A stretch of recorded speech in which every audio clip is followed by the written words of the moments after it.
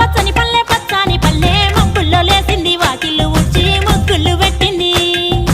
అందాల బొడ్డమ్మ వాకిట్లో పెట్టి జైలెత్తి మొచ్చింది కాపాడమంటూ గౌరమ్మ నడిగింది ఆడబిడ్డలు ఇంటింట నిందే అమ్మ నాన్న గుండెంతో పొంగే సత్తి పిండి సకినాలు చూస్తే నోటి నిండా ఊరిల్లూరే పొద్దు పొద్దున్నే తమ్ముళ్ళు లేచి పూల కోసం బయలెల్లి ఉరికే శాపపరిచి వాకిళ్ళలోన చెల్లెళ్ళంతా బతుకమ్మ పేర్చే